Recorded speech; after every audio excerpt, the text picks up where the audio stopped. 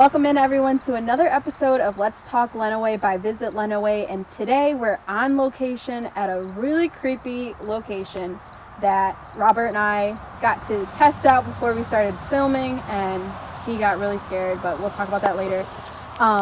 We're excited to be here though. We have Cole with us from Haunting in the Hills. We're in the Irish Hills.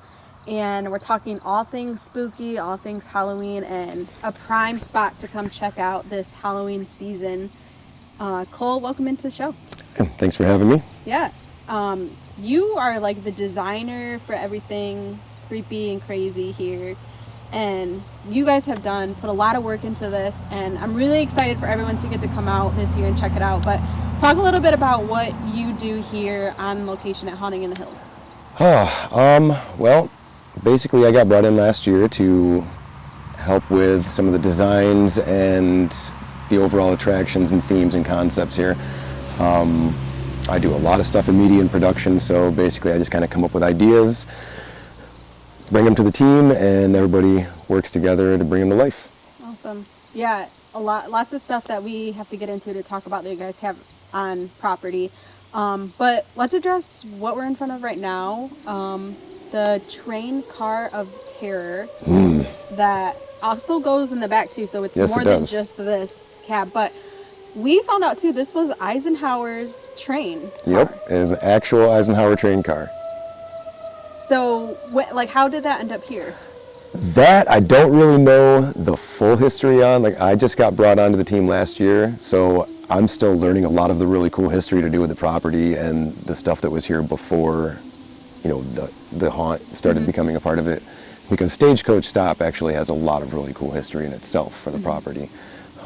So every time I'm here, I seem to find out something new that I didn't know about it, but I know what we do with it now, and that's give something really creepy and unique for people to walk through. Most haunted attractions are just all about actors and big elaborate scenes, and that's kind of the exact opposite of what goes on with the train car, because the train car is really just a museum, really in concept, and the scenes kind of sell themselves. It's meant to be like one of our little extra features on the property, but that doesn't mean that we don't still put our heart into the design on it. Each room in the train car represents a different movie franchise. And once you get outside, we kind of like to utilize the outside to kind of revamp that every year and do something new and refreshing outside. Yeah. So anyone that experienced the train car last year, you can get something different from it this year. What are some of the movies that are set up in there? Because we walked through and there's a bunch, but maybe just a few the big titles that when you walk through, you see. Probably some that people would expect. You're definitely going to see Leatherface in there. You're going to see Freddy. I don't want to give too many away because obviously the train we don't have tons of rooms in there. So, but you could definitely expect probably most of the ones that you would want to see. Yeah, it's really awesome in there. I like it. Thank you.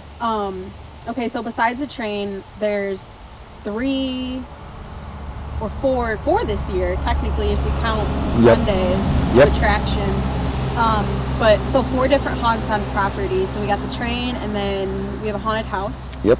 Talk a little bit about what people can experience with that. The haunt is really cool because we utilize a lot of, again, what was already here for Stagecoach. So they go from room to room, and it's really kind of just a different experience as you meld through the haunt.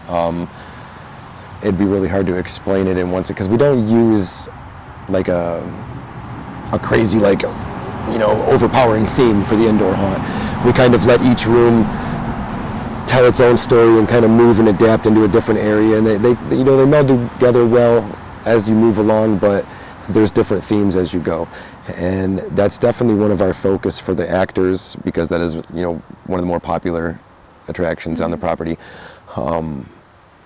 There is a lot going on in there, a lot going on. We try to really stimulate everybody's complete spectrum of senses in there. We go for your fears, we go for make you smell things, make you interact with things, see things, hear things that are going to make you uncomfortable. We try to get as many of your emotions and senses going as possible. Wow, that sounds crazy. So how long does it take to walk through the haunted house? It depends on if you walk or run. I'll be running. We've had people that have practically sprinted all the way through that just couldn't handle it, and I think even then it's going to take you a good like 5 to 7 minutes to get from front to end of it. That's pretty good. Yeah, if you walk and actually enjoy the experience as intended, I would say it's approximately 10 to 12 minutes, and if you're really creeped out and moving slow, it might take you a good 15-20 minutes to get through all the way. Wow, that's awesome. So haunted house that you can walk through, but then there's also a drive-through in the woods that you can do. I've really put a lot of my heart into the outside experience outside, and I think that this year we've really upped the bar from what we did last year. It's definitely more scary as far as I don't want to say like adult oriented, but we definitely have stepped up the level of what you're going to see out there to where, you know, there's a reason why you're going to want to hide in your car. You know, that's kind of where we were going with it this year, you know, like, oh man.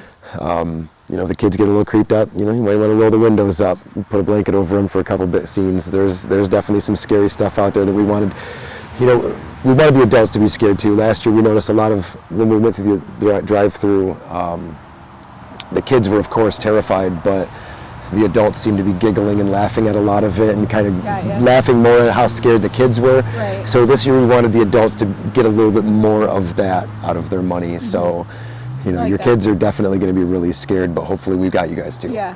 How long does it take to drive through that part? It's probably about 10 minutes. Okay. That's good. It's hard to make the drive-through too long because it tends to get a lot of people lined up for it, and we don't want to interfere with the traffic out here, of course, and you know the locals and all that. Yeah. And even when we have slow periods during the haunt last year, we still ended up with lines going through the parking lot and out onto the road, which you know, of course starts to become a little bit of a problem for the locals. So we try to keep it moving, but we don't want it to go so fast that you don't feel like you get your money's worth either. So I feel like it's at a good pace this year. Good. I think people are definitely feel like they got their money's worth. Awesome. And if people don't want to drive through, there's a hayride that there absolutely is. That sounds more terrifying because like, where do you hide if you're You can't. I promise you, the actors will get up on the hayride. They will get in your face. They will bang on the side of the hayride. You definitely do get a better experience with the hayride. People again do enjoy the car though because, you know, whether it's financial or, you know, if they have a big family, you know, you do get for a set price for the car. So you can bring your whole family in the car for the set price, where the hayride it's going to be, you know, you per person. Pay per person, but you're getting a much more interactive experience on the hayride. Right. Okay. So then on Sundays, things kind of transition in the forest, right? And so people can walk through that instead of drive? Yes. Sunday is a completely new experience this year. We've never done anything like that up here at Haunting in the Hills. It's kind of like a hybrid experience. You're going to be doing a walkthrough, but you're not going to be going into the walkthrough haunt.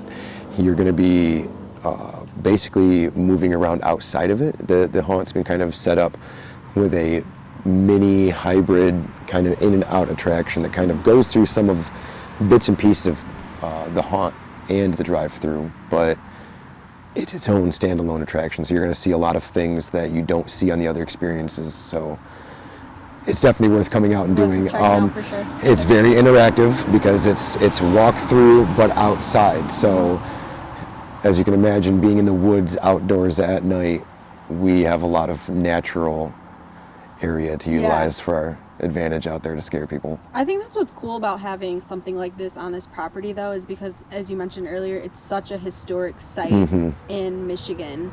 The whole state of Michigan. There's so much history here, so it's not just like another haunted house set up in somewhere that's usually you know, open barn during the rest of the year. I mean, there's a lot. Absolutely. That was what really drew me to it when I first got brought on, is the potential. You know, it's the buildings and the structures and everything that's here themselves have their own visual history to them, which once you bring haunt into that, it kind of does a lot of the work itself, you know, because when you see visual buildings that look abandoned and stuff, I mean, that already kind of touches on a certain emotion when you start walking through them or driving through them. Right. You start throwing in haunted stuff and, you know, gore and creepy creatures and people jumping out and scaring you. I mean, like, it's so easy. But then you have the beautiful, like, wooded area, the Michigan, forest environment that brings, again, a whole nother natural environment. So there goes one of our generators. Another natural element to it that already kind of peeks into your emotions and your scare tactic, because you get that anything could be behind a tree, anything could be in the dark, and you have no idea what. All we have to really do when we set up our lights is kind of utilize what's already there, the trees and the natural shadow, and it's really cool. It adds to a lot of visual aspects that we couldn't even build on our own. Just makes it really nice. We're so excited. It opens this weekend. Yes. And runs through the whole month of October. Yep, every weekend. Every Friday, Saturday, Sunday? Not every Sunday. We're only doing the Sunday events. I'm so sorry for everyone that if I misquote this, I believe it's the second, third, and fourth weekends out of the 5. Okay, we'll double check. We'll put it on our YouTube page for everyone. Pretty sure that's right though. Lots of new stuff this year. There's a lot of new stuff. Like I said, for those people that are returning customers, I promise you a completely new experiences on all of the attractions. The drive-through has been pretty much revamped, so I hope everyone does come back, and hope to see a lot of new faces. Absolutely. So we'll post days and times that'll be open. Scare factor, scare level. Like, what age do you suggest? I mean, families want to come. I mean, you see a lot of families that come through. We definitely suggest people, if they're bringing young kids, try the train car first. That's kind of also how we've gauged our pricing. We've tried to make it so that each attraction is affordable, so that if you want to do multiples, but maybe not all, so you don't want to buy the whole combo ticket, everything's still affordable and in a decent price range where you can enjoy it, feel like you got your money's worth. And if you didn't get scared, you're not going to feel like you came out of pocket a whole lot, because none of our attractions are really that expensive. We definitely suggest a train car for younger family-oriented children. And if they seem to handle it all right, maybe step up to the walkthrough. All of it is definitely going to still get the adults too, hopefully. I would say it's subjective, because we had customers that came through last year that brought young toddlers and even babies, and I would usually suggest against that, but I've seen some of them that handled it. I hate to tell people what to do with their kids. It's up to your discretion. There is definitely going to be some stuff that's a little bit more hardcore than it was last year, definitely on the drive-through. Okay. So use your own judgment. We like the surprise factor in there. So I'll be probably more scared than my kid. I'm not going to bring him though, he's 2, but I would probably still be more scared than him. But it's awesome. We're super excited. We are too, very much. Price rise, like you mentioned, super affordable. You can bundle and do multiple experiences. What's that cost? We have the combo ticket for, I believe it's $35, and then each individual exhibit, it's 10 for the train, 15 for the haunt, and 15 for the drive-through. So you get a little bit of a discount if you do get the combo ticket. Okay, perfect. The escape room, we didn't talk about that at all. The escape room is still a work in progress.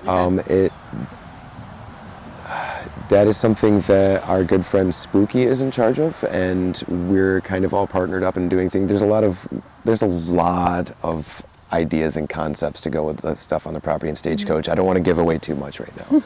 I certainly don't want to give us any deadlines that we might end up messing with. But yeah, if people are interested in any of the other attractions on Stagecoach Stop, I would tell them to keep their eyes open to the websites and social medias. There's a lot of them attached. So, whether it's looking at Spooky Productions, Stagecoach Stop, Haunting in the Hills, my page is Cool Sadistic. There's a lot of pages they can watch to keep an eye out for all the different things that may or may not be coming up in the next couple years, couple months, depending on how it goes. Good. Okay, cool. We'll keep an eye out. Thanks for letting us come and film on location. My pleasure. Thank you for having me. The creepy train. Everyone, check it out up here in the Irish Hills, right along US 12 at Stagecoach Stop. We'll post some more, but you can follow us on Facebook too. We help promote Haunting in the Hills. If you're coming from out of town and need somewhere to stay, as everything is at night, that's the point, right? Check out our page, visit Lenawee.com for lodging options in Lenawee County, and we'll see you guys soon. Bye.